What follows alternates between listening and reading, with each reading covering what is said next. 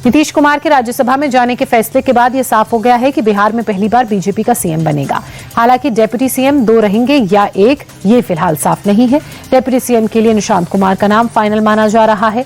वहीं मुख्यमंत्री पद के लिए नित्यानंद राय का नाम सबसे आगे चल रहा है। नित्यानंद राय उजियारपुर सीट से सांसद हैं और केंद्रीय गृह राज्य मंत्री हैं और पिछड़ी जाति के यादव से आते हैं। डेप्यूटी सीएम सम्राट चौधरी सीएम पद के लिए भी प्रबल दावेदार माने जा रहे हैं। नीतीश कुमार के राज्यसभा जाने के फैसले पर बधाइयों का सिलसिला भी शुरू हो चुका है। डेप्यूटी सीएम सम्राट चौधरी ने पोस्ट कर नीतीश कुमार को राज्यसभा उम्मीदवार बनाए जाने पर बधाई दी। सम्राट चौधरी ने पोस्ट में लिखा, आप हमारे प्रेरणा स्रोत हैं और बिहार के विकास के लिए सदा प्रेरणा स्रोत रहेंगे। नीतीश कुमार के राज्यसभा जाने के बाद जो लोग मुख्यमंत्री की रेस में हैं उसमें सम्राट चौधरी का नाम भी शामिल है। नीतीश कुमार के राज्यसभा जाने पर तेजस्वी यादव ने बीजेपी पर निशाना साधा। तेजस्वी ने बीजेपी पर नीतीश को टॉर्चर करने का आरोप लगाया। तेजस्वी ने कहा कि बीजेपी ने नीतीश को हाईजैक कर लिया है, ये लोग उनकी पार्टी को खत्म कर देंगे। बिहार में बीजेपी महाराष्ट्र मॉडल और आरएसएस के एजेंडे को लागू करना चाहती है। जो मैंने कहा था आखिर में वही हुआ। बीजेपी अपने सहयोगियों के साथ ऐसा ही करती है। बिहार में अब रबर स्टैंप सीएम बनेगा। नीतीश के राज्यसभा जाने पर आरजेडी ने चुटकी ली। प्रवक्ता मृत्युंजय तिवारी ने कहा, बीजेपी नीतीश को इतनी जल्दी निपटाएगी इसका अंदाजा नहीं था। बिहार में अभी भी संभावना के द्वार खुले हैं। जो हमारे नेता तेजस्वी कह रहे थे वही हुआ। आरजेडी सांसद मनोज झा ने इसे शिंदे मॉडल बताया। उन्होंने कहा कि बीजेपी ने बिहार में शिंदे मॉडल लागू किया। नीतीश की पोस्ट पर मनोज झा ने कहा, ये पोस्ट दिल्ली दरबार से हुई है। नीतीश कुमार का राजनीतिक सफर दिलचस्प और संघर्षपूर्ण रहा। 1985 में नीतीश ने निर्दलीय उम्मीदवार के रूप में विधानसभा में कदम रखा। 1989 में पहली बार संसद से चुने गए सांसद बने। केंद्र में मंत्री का पदभार भी संभाला। 1994 में जॉर्ज फर्नांडिस के साथ समता पार्टी बनाई और यही उनके राजनीतिक जीवन का अहम मोड़ साबित हुआ। 1996 में वाजपेयी सरकार में रेल मंत्री बने, कृषि मंत्री भी रहे। 2000 में केंद्र से बिहार लौटे और पहली बार सीएम बने, लेकिन 7 दिन की सरकार चली। 2005 में फिर सीएम बने और फिर 20 साल में 10 बार मुख्यमंत्री की कुर्सी पर बैठने का रिकॉर्ड बनाया।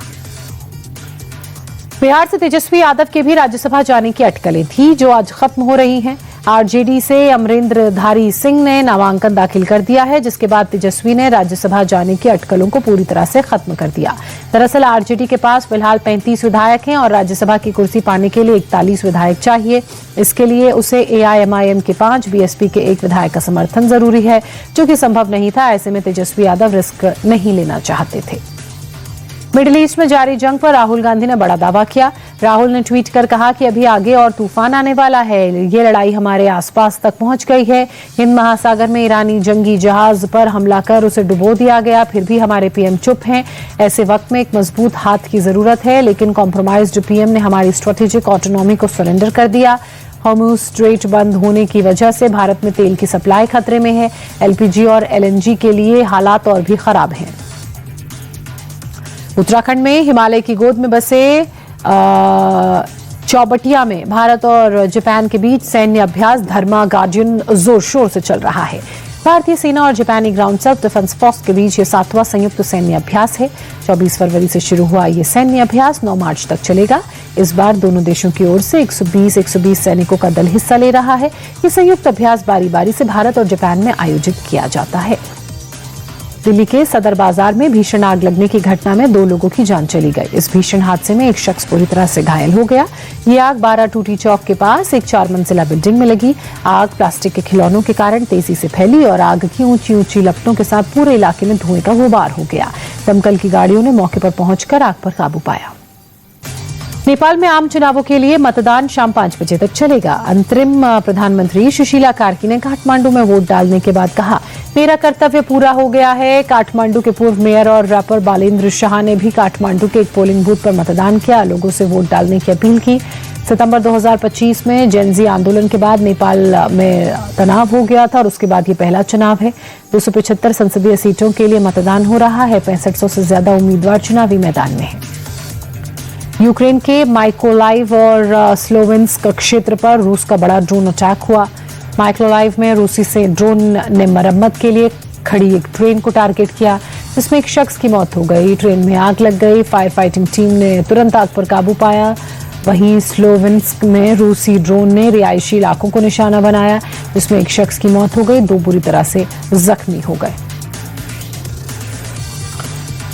अमेरिका के एरिजोना में एक ट्रेनी विमान क्रैश होने से 3 लोग घायल हो गए। विमान के गिरने से 2 मकानों को नुकसान हुआ। विमान में मौजूद एक ट्रेनी पायलट और इंस्ट्रक्टर घायल अवस्था में पहुंचे, जबकि मकान में मौजूद एक शख्स भी जख्मी हो गया। फायर फाइटिंग टीम ने तीनों घायलों को अस्पताल में भर्ती कराया।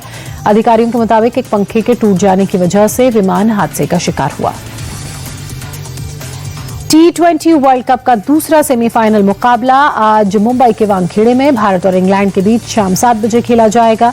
सुपर 8 के आखिरी मुकाबले में वेस्टइंडीज को हराकर टीम इंडिया ने सेमीफाइनल में जगह बनाई। जीत के बाद भारतीय टीम का आत्मविश्वास भरपूर है।